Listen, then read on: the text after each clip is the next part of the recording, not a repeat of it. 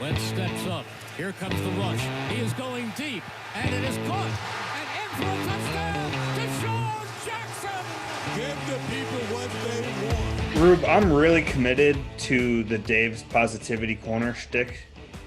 It's going to be a little harder today, but we'll have that at the end of the podcast. I don't expect a lot from us there. I hope you're more committed to Dave's positivity corner than Doug is to the run. I am. I can tell you that for sure that I am. This is the Eagle Eye Podcast presented by Nissan with Reuben Frank. I'm Dave Zangaro. Rube, the score was 22-17. It might as well have been 1,000,000-1. They were never going to win that game.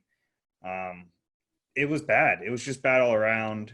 The Eagles stink. They stink in every phase. Their quarterback stinks. Their head coach stinks.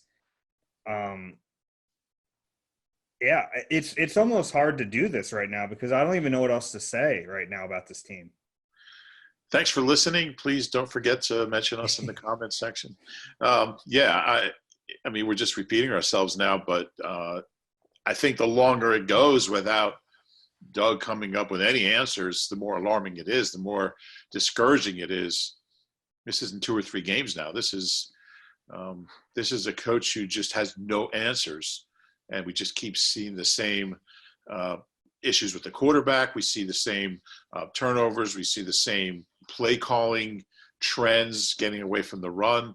We see the same issues on defense, no turnovers, no takeaways, giving up points after the offense scores, which just keeps happening. Happened both times the offense scored. I got the feeling that, like you said, it could have been 1,000,000-1. If the offense had scored 38 points, the defense would have given up 41. It just was that kind of day. They were going to lose this game. That's the one thing they were committed to. They were going to lose. They were going to find a way. And it's when you keep seeing the same issues manifest themselves for almost 3 months now, it's not a slump. It's just a really, really bad team. That's about to start the most difficult part of their season, by the way. Yeah, I mean, you can kind of segment it too. Like this game, I know Cleveland's a 6-win team. They're not as good as the teams that the Eagles have coming up. They're just not. So yeah, you can include Cleveland because their record was a 6-3 team coming in, and they're clearly better than the Eagles. But of these 5 games, to me, this was the most winnable. I mean, if they were going to steal one of these, it was going to be this one. Maybe they'll surprise us and maybe they'll get the Saints without Drew Brees. That seems like a possibility. But I think there's a really good chance here that we're looking at a 3-10-1 team after this stretch is over. Imagine if it's Taysom Hill versus Jalen Hurts in that game. It might be. Could be. Unless Jameis – I mean, Jameis once threw for 500 against this team, so who knows? Or close to it. Yeah. There's no hope. I had hope until today. I had hope that maybe, I just because this team the last 3 years found ways. They found ways to get through bad starts and turn it around. And Carson would, he was the one constant. He was pretty good even when the team wasn't winning. But I have no hope now. There's no sense that this is a team that's about to turn things around. The Dallas game. The end of the Giants game, you start thinking, all right, maybe they've got some life. Even the Ravens game, that was a really good team, and they played pretty well in that game. Carson didn't turn it over. You had some hope at different points along the way, while understanding they sucked. You had some hope that maybe this coach has won a Super Bowl. This quarterback has been in an MVP race. They've shown flashes, they've shown signs, but I don't feel that way now. I feel like it's over. I feel like there's going to have to be huge changes when the season's over, if not before. Probably not before, but I've seen that before. And that this team currently structured and this coaching staff just doesn't know how to turn this thing around. And I see no reason to think that all of a sudden, we're playing the Seahawks, the Packers, the Saints, and the Cards, and we're going to turn it around. I don't see any hope. I don't see any signs that make me think they're about to do that. Yeah, and it's funny because there normally a loss like this, we would come on here and we'd be kind of fired up. I don't have it. I don't have and I don't like Doug after that game, his press conference. It looks like he's kind of out of it too, because it's the same stuff over and over again. We got to talk about the quarterback because this was so strange. He was starting this game, and I think we had actually messaged each other right before that pick six, like, "Hey, Carson looks pretty good. He looks pretty sharp." And then it was just all downhill from there. Yeah, well, yeah, and he had some good touch on some early passes. He had Goddard a couple times, and I'm thinking they got the running game going. Thinking they're going to run for 200. He's going to throw for like 170, and they're going to win this thing 23-10. And it got away from him so quickly. And I understand he got hit on the pick six, but I mean that play was ill-fated from the start. All should have been out, by the way. I think Yeah, Rager was his first read on that. Yeah, throw it. Yeah, and that was, I mean, that same thing with the safety. You just can't do that. Throw the ball. And I'll tell you what. I don't know how many people out there watched his press conference, but Carson's really good about deflecting criticism. Well, I did get hit on that one. It's really tough, and there was pressure on that one.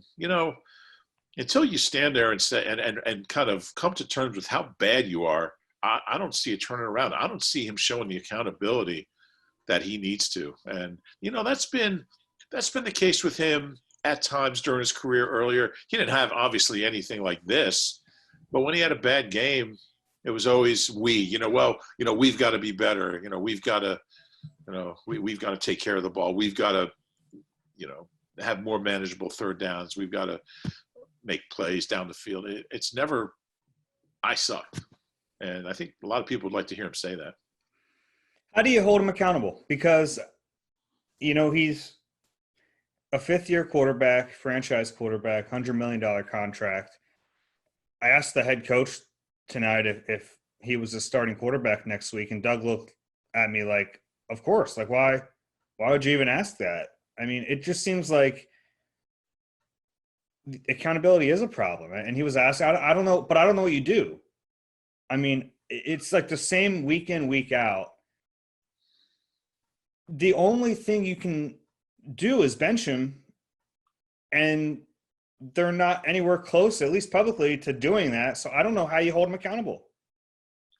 Bench him. That's the only way. But short of that, there's no other way to do it, right? No, there's not. But I think he needs it. I think it's time. Jalen Hurts can't be any worse.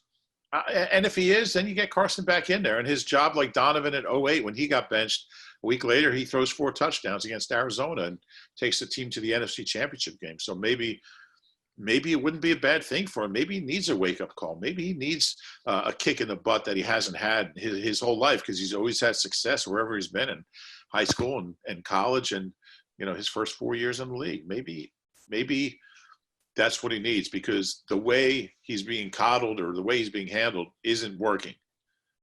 A lot of quarterbacks who are a lot better than Carson have been benched. I mean, Donovan had won 7 playoff games when he got benched and gone to 4 NFC Championship games at that point. Terry Bradshaw got benched in the middle of winning 5 Super Bowls. I mean, quarterbacks get benched. The best pitchers get taken out in the second inning if they're getting shelled. Sometimes it's just something you need. I think he needs it, because what they're doing isn't working. And Jalen Hurts has been number 2 since week 2. I think it's week 2, right? Sudfeld, the first game. So he's had, he's had 10 weeks to I don't know how many reps, if any, he gets with the ones. He should get some, but I don't care. The Carson Wentz we're watching right now, he can't win in this league. The mistakes keep popping up. Nothing's changing. I think it's time. Yeah, and it doesn't have to be permanent. Exactly. That's a good point, because it's not like if they bench him, they can never go back to him. they kind of have to go back to him unless Hurts plays out, like unless Hurts just lights the world on fire, who knows. But I mean, they have Carson Wentz under contract. They're kind of locked to him for a little while, so they're gonna have to go back to him. But I kind of agree with you. Like, it's not working, and I don't know. It's back to the kind of bit like there's no other way to hold him accountable for making the same mistakes week after week other than sitting him either during a game or before a game, like leading into a week.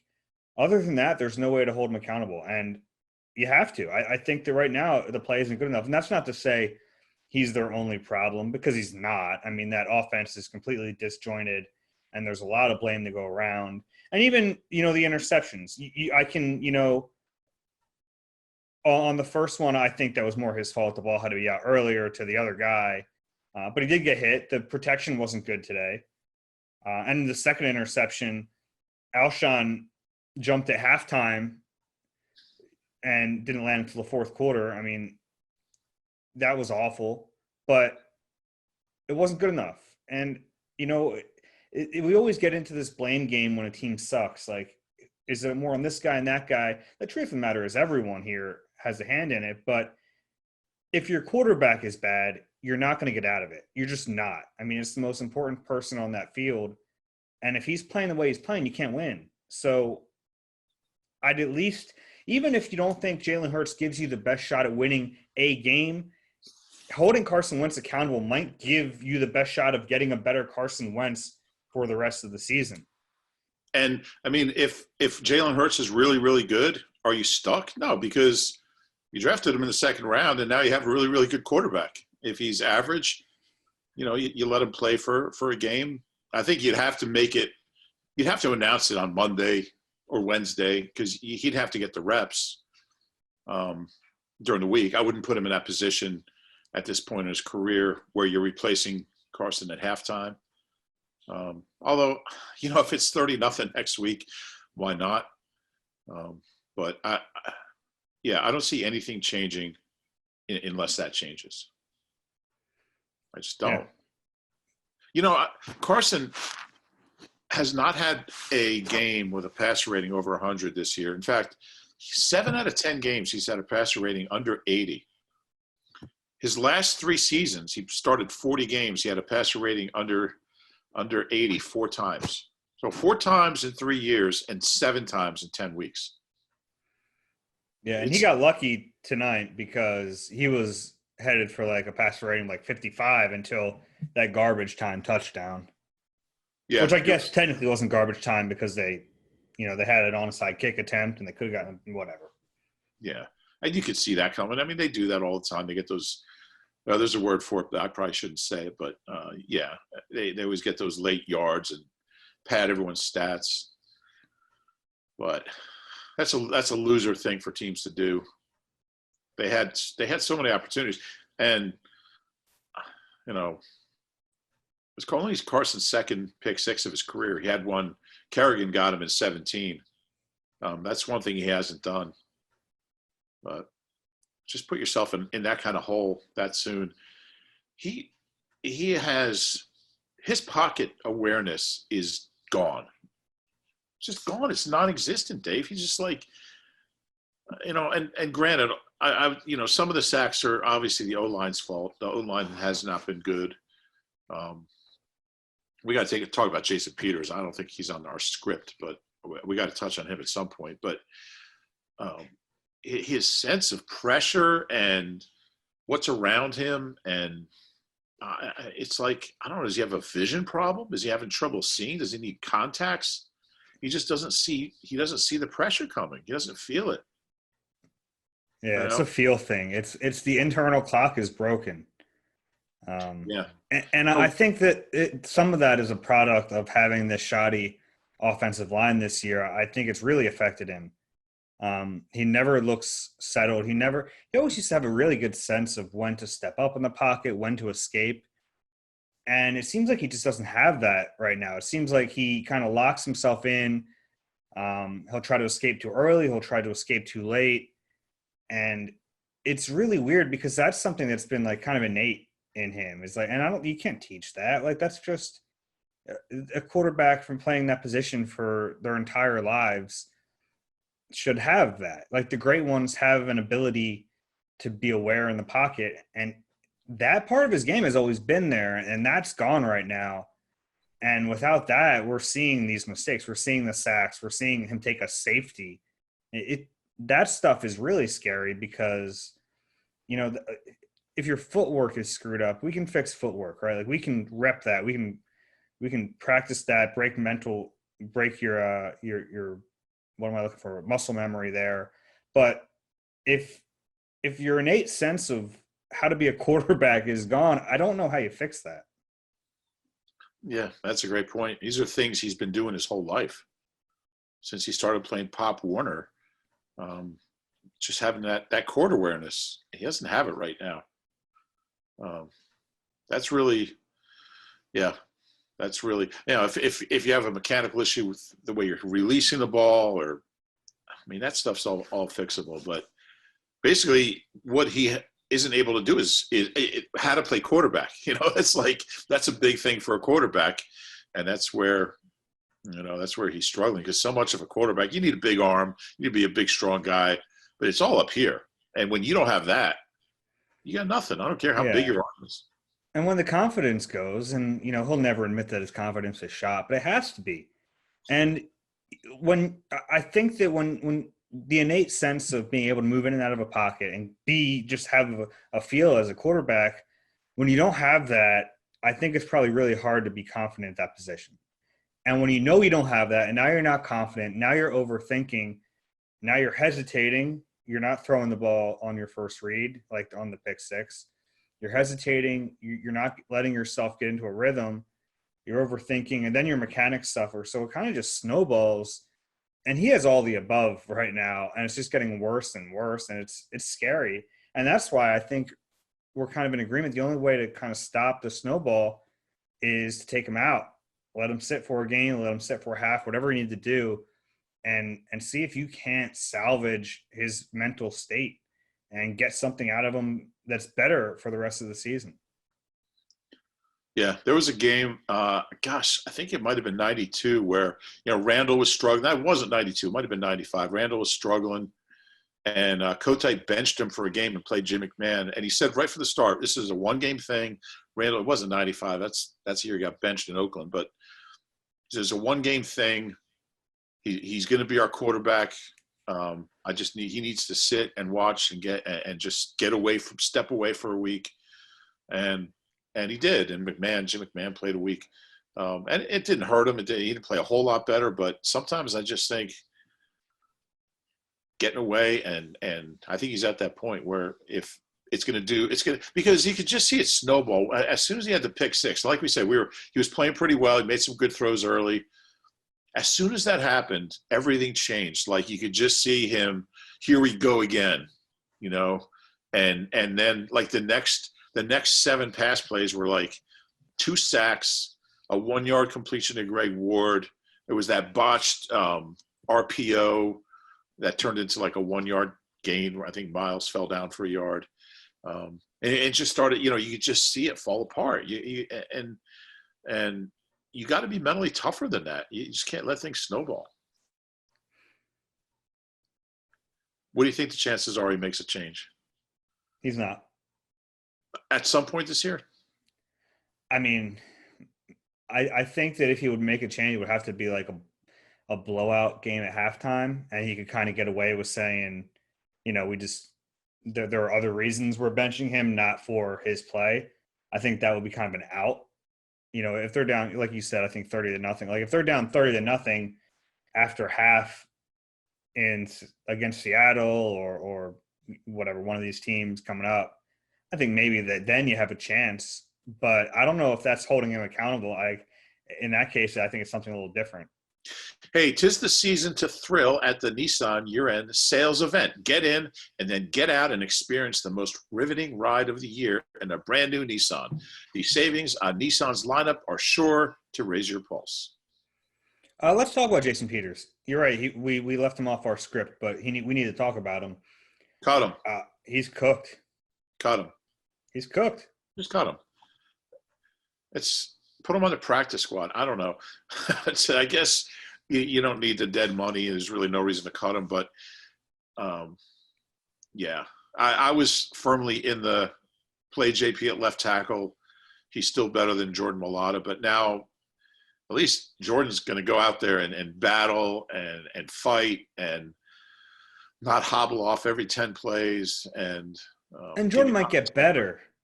And that's the thing. He's got upside. He's still, 23, I think? 22, 23? He's 23. Let him play. And I don't know if Dillard will be the left tackle next year or Jordan will have a shot at that job. Knowing Doug, I mean, he's pretty loyal to a guy like Dillard, and he'll start out the season. But what do you have to lose? Jason Peters that might have been the worst game he's ever played. That was tough to watch. He's tarnishing his legacy now. He's really. It does feel like he's in almost like Eli territory. Like the more he plays, the harder it's going to be for him to get in the Hall of Fame because he's leaving a bad taste in people's mouths. It's tough to watch, man. I mean, this is a guy who, at his peak, was one of the best left tackles we've ever seen. Like, he was so good. And watching him just get beat on a nothing move from Olivier Vernon, who's a good player, but he's not – I mean, he's a good player. He's not great. To watch him get beat like that, it's hard. It's, like, how does that happen? And then Adrian Claiborne's going to do it to you too. Yeah. Imagine Myles Garrett. I mean, how many sacks would Myles Garrett have had? Like 6? Myles Garrett was sitting at home just – man, are you kidding me? I missed this game? Yeah. It is hard to watch. And we didn't have a chance to ask Doug about JP, and I'm sure he would have just said I have to watch the film. So well, he did say that JP got hurt. Yeah, he did. Which is why he left. Yeah. But we didn't ask him about his play. Well, he didn't do the weird look when we asked him if he got benched. He didn't do that like benched. He just said, well, he got nicked up. He knows. JP should, gosh, was it Schmitty retired in the middle of a road trip? I can't do it anymore. JP should have some pride and just say, you know what? I'm not the player I need to go out there and play left tackle for this team. He should retire tomorrow. He should hang it up. He got beat by Vernon. He should have pulled Avante Davis, just walked to the sideline. It's a young man's game.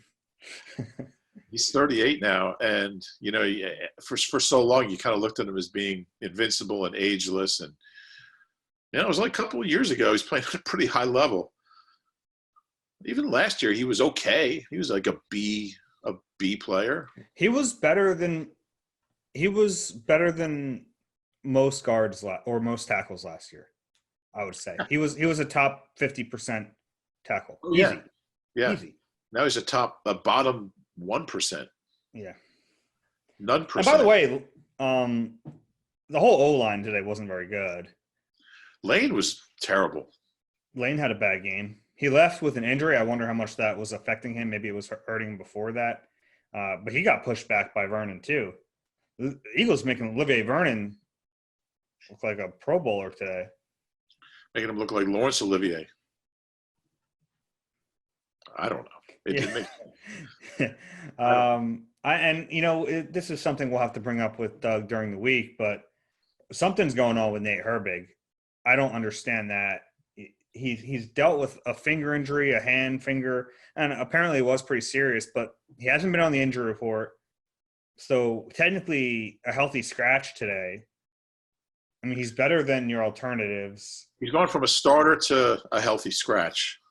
And if he's not really healthy, but there's something weird.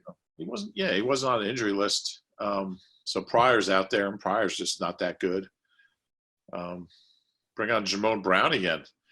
You kept thinking once the O-line gets these guys back. I'm almost at the point with Lane, and we'll find out tomorrow what's going on, but you have to start thinking about shutting him down and just letting Driscoll play and learn. And, a healthy Jack Driscoll right now is better than Lane Johnson hobbling around. Jack Driscoll played pretty well when he got to play. And Lane clearly has just not been healthy. It's just he hasn't been. And I don't know if he will be. I mean, he even told us that. He said it's something he's going to have to deal with all year, and doesn't look like he can. Well, I mean, today it was a shoulder, before it was an ankle, and during there it was a knee. So he's just been all over it, nicked up this year. Jason Kelsey, give him a lot of credit for playing through that. He's a tough dude. Yeah. I mean, it looked like a bad injury, and he looked so pissed off. Yes, he did. Yeah, he came back in there. Himself. Yeah, it was kind of a fluky freak thing. Luke Juriga came in. It was like a jailbreak for one play. I don't know if Kelsey does end up having to miss some time. You got to think about maybe Sayamalo at center, and he's not missing time. Well, knowing Jason, he won't. But I mean, who knows? We don't know the severity of it. Yeah. I kind of tend to agree with you. If he has any, it would have to be like a surgery for him this time. Right. Yeah, like he needs surgery tomorrow. Yeah. You give him credit. I mean, they showed him on TV. He couldn't even put his helmet on. He couldn't buckle the strap. I mean, and he's out there playing. Give that guy a ton of credit. Let's kind of change gears a little bit, talk about the defense. For the most part, they had a pretty good game. I mean, they gave up, 13 points? Is that right? Yeah. 13? Yeah. Yep. It looked like they kind of got worn out by the end of the game. That run game is tough, trying to stop it for 4 quarters, especially when you're out there for a long time, especially when the offense opponents don't have to worry about it. Yeah. That's why you keep running the ball, because you might get a 50-yard play when, you keep doing it, you keep pounding it and hammering it. You don't stop when there's like 2 or 3 one-yard gains. You keep doing it, and that's why, Nick Chubb had a 54-yarder to set up a touchdown. Doug just doesn't get that. He just 2 or 3 bad runs in a row, and it's done. He just stops doing it, and it's been that way, And Andy was that way for he's not anymore, but he was that way with Westbrook. You could be averaging 6 yards a carry. You have a couple bad plays, you just start throwing every snap with a bad offensive line and no protection and a struggling quarterback. Eagles ran 6 times in the second half? Is that right? 6 times for 10 yards in the second half. And granted, they weren't getting. And I think, Miles was asked about that, and he found himself saying, they made some adjustments, and then he kind of stopped himself because he's basically thrown his coach under the bus because they didn't make any counter adjustments, but they didn't. And if you're going to have a good running game, what were they, 63 yards in the first quarter and 106 for the game? I mean, and this has been a recurring theme. This is 3 weeks in a row where they haven't been able to run the ball late in the game. They've run it well early, and they haven't been able to run it late. And I asked Miles about it, and he didn't really have any answers. He just said the Browns have a good defense and made some plays. But it was the same way even when they beat Dallas. They had trouble running out the clock. They couldn't run the ball again. Miles is only averaging 3.5 yards a carry in the fourth quarter. He's averaging over 6 in the first 3 quarters. And as a team, they're averaging 3.3 in the fourth quarter. And that includes a 12-yard loss by Killins. So that kind of skews the numbers. But bottom line is they do not run the ball well late in games. I don't know if it's fatigue by the backs or by the O-line, or teams are just adjusting and Doug's not. Maybe a little more Boston Scott wouldn't hurt. He ran the ball well again. What was he, 5 for 48? I don't know. But you got to be able to move the chains late in games. If you have a lead to run the clock, and if you're down in a close game, to maintain some semblance of balance. So, defensive linemen can't tee off on the quarterback, and this team can't do that. The way they ran the ball in that first drive, I'm thinking they're running for 250 today. And then Miles fumbled, and he thought, well, they're not running the ball anymore. And that fumble was bad. I mean, he just can't cough up the ball. I mean, if he scores that, I think we're looking at a much different game, honestly. Yeah. I know the weather was bad. The ball was wet. But that's, 2 turnovers inside the 5-yard line. It's just, you're not going to win like that. They have no margin for error. They're not That's the good thing, enough. and we've talked about that all year. This team isn't good enough to make the mistakes they make. If you're a football fan, you need to check out this new game, Sunday Night 7, on the NBC Sports Predictor app. There's really no reason not to play. It's totally free and has $2 million in guaranteed cash prizes this season, with $100,000 up for grabs every week. Just make 7 predictions about what will happen in Sunday Night Football for a chance to win some serious money. Download the NBC Sports Predictor app or head to NBCSports.com/predictor to make your Sunday Night 7 picks. That was a little bit of a false start from you, another pre-snap penalty, because we didn't get to talk about the defense enough. Let's do it now. Yeah, they made some mistakes. There were too many. Like, they talk all week about not having pre-snap penalties. How many did they have? Quite a few. Yeah. They got worn down. That Nick Chubb run, poor Joe Osman, he got stiff-armed out of the stadium. Rodney McLeod has a terrible angle, and then Nick Chubb breaks off the long one. Is that Joe defensive first NFL game?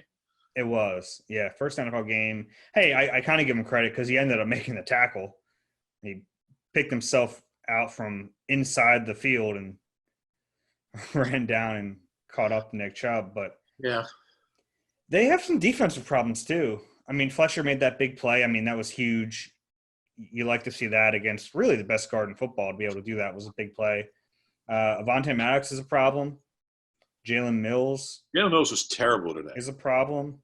This might have been the worst game he ever played. And I don't think Avonte Maddox is not the answer at outside corner. I think that's clear. He's not an outside corner. And honestly, the second year in a row where he hasn't played very well. He's only been in the league 3 years. So we all looked at that skeptically when they said, yeah, Avonte is our starter. Going, all right, we'll see. Because when you have Slay on the other side, people are gonna throw at Avonte, and he hasn't played well. He's not an outside corner. Yeah, and even in 2018, he played well for a stretch there, and then he struggled in the postseason. He's not. I don't know what the answer is right now. Our boy Michael Jacquet probably deserves a shot, but that's not going to happen. You could move Jalen back to corner, but then you have issues at safety. They don't have a whole lot of depth there. This team has a favorites problem. They play favorites. They have their favorites. Jim Schwartz loves Jalen Mills. He plays Jalen Mills. He loves Avonte Maddox. They play Avonte Maddox. Doug Peterson's loyal to Jason Peters. He plays Jason Peters. He's loyal to Alshon Jeffrey. He plays Alshon Jeffrey. They're loyal to these guys for no reason. I mean, it's part of the reason they're in this position is because they're loyal to bad players. No one gets held accountable. And now you're a 3-7-1 team or whatever the hell they are. Because 3-6-1. Come on now. They'll be 3-7-1 in a week or 2 weeks, a week and a day from now. They already lost to Seattle. And Dave gets worked up. It's just stupid to be loyal to these guys who aren't any good. Like, I understand loyalty is an admirable trait, but in the NFL, it's a results-driven business. And when you're watching these guys get burnt, we all love Avonte Maddox. He's a great guy. He's a nice fella. He's not an outside corner. He just isn't. You're totally right, and I think that's been made apparent the last couple of weeks. But I think part of it is now. I think in Alshon's case and Jason Peters' case, they have alternatives. They have some young receivers that maybe they could take a longer look at. In the secondary, I don't know what options there are other than Michael Jacquet. I don't know. Craig James is hurt. I don't think he's the answer. They have some young late round guys who I don't think at this point are the answer. I don't know. I mean, this now it's a Howie problem. I mean, they've been looking for cornerbacks since Lito and Shepard. So since Lito and Sheldon and Lito and Shepard, they haven't had 2 good corners since Lito and Asante or Lito and I call Shepard. that band name, by the way, Lito and Shepard. There's a band called Lito and the Shepherds from South Jersey, actually. From your hometown. They're from your hometown, and they're really good. Yeah, Lito and the Shepherds. Big Eagles fans, not surprisingly. Nobody's going to form a band called Avonte and the Maddoxes. That's not going to happen. Doesn't have the same ring to it. No. I don't know. But at what point do you take Jalen Mills off the field and play Will Parks or Kayvon Wallace? All right? I mean, all those guys are, Will Parks and Jalen Mills are here on 1-year deals. I don't know if Will Parks is any better, but I've seen some decent signs from him. He's younger than Jalen Mills. Yeah. I'd play him. You have Yeah. a fourth-round rookie in Kayvon Wallace. I'd play him. Two things about the defense I'm just going to throw out there, and I touched on this earlier, but their knack for giving up points as soon as the offense scores, and we talk all the time about complimentary football. They do it every game. I mean, I'll have to look it up and see if it's my imagination or it just keeps happening. But that is a bad defense. And I know 13 points, if you hold most teams to 13 points, you're going to win. But, and Jim Schwartz always says, do we allow, few enough points? Do we hold them to, few enough points to win the game? And most of the time, this defense doesn't do that. If the offense scores 50, they're going to give up 52. If the offense scores 3, they're going to give up 5. I guess they can't give up 5, but they'll give up 7, 6. Well, no, because the safety wouldn't be on the defense. Sure. But in any case, that's a little esoteric even for us. And the other thing is just the lack of turnovers. They have 3 interceptions in 10 games. Slay dropped one today. Slay dropped one. Last week it was, I don't know, was it Nickel Roby-Coleman? I don't remember at this point. Off the face mask, yeah. Yeah, off the face mask. Every week it's a different guy. They're in position. Fletcher got one today. They should have had another one. Well, not interception, but turnover. Oh, yeah, Fletcher forced the fumble. You don't really see Fletcher do the BG, swipe thing, so that was good. And Singleton, nobody else knew the ball was loose. Singleton jumped on it. So I liked Singleton looking like, I better try to score this because I don't know if the offense is going to. They did, but yeah. And then I thought Josh Sweat deserved one. I thought that was kind of a crappy terrible call. Progress call. Yeah, terrible call, not reviewable. And another one while we're on the officials was, there should have been DPI on Fulgham on the interception, non-interception that led to the field goal. That was he just got, he got mauled on that play. He's come back to earth a little bit too. He had a few drops again. 2 weeks in a row, no completions of 20 yards to a wide receiver. That doesn't have anything to do with the defense, so I'm off topic. For that, I apologize. But they have 6 interceptions in their last 20 games. And 3 all year. That's the fewest ever by an Eagles team after 10 games. Yeah. It's almost like you got to try to not pick off the ball. Like you would think that even when you have a defensive line that kind of gets decent pressure, even if they're not playing up to the level they should, like they're getting decent pressure. There are times where the guys are in their face. Like you would think you get a tip ball, interception here or there. They just don't get them at all. It's really strange, actually. Yeah, and the 3 are by a safety, a linebacker, and, Rodney, Alex Singleton, and when Nick Mullins threw it right to him, and and Jalen playing safety. So the cornerbacks don't have a pick this year. The last cornerback to have an interception for the Eagles is Sidney Jones, which is comical. They faced like 300 passes this year, and their cornerbacks haven't picked one off. I mean, back in the day, I don't know. I know interceptions are down league wide, but they're not down that much. And I don't know. I think part of it is the scheme that Jim plays. They like to play bend, don't break, and for the most part, it works. They don't give up a ton of points compared to most teams. But for this team and this offense, you might have to be a little more aggressive and take more risks because it's not working. And, there's times where you feel like the only way that they can score is if they get the ball back, short field, pick 6, because of the way the offense has been. I don't know how else you score. Yeah. All right, it's time. DPC? Dave's Positivity Corner, what do you got? Oh, it's going to be a loaded Dave's Positivity Corner. I'll start out with Richard Rodgers. Okay. Rich Rod. Eagles are lucky to have him since Ertz got hurt. This is a guy who didn't play the last 3 years. And he had 13 catches in 17, 18, 19 combined. I think 17 with Green Bay and here the last couple of years on and off the roster. Really good hands. He's really crafty. He knows how to get open.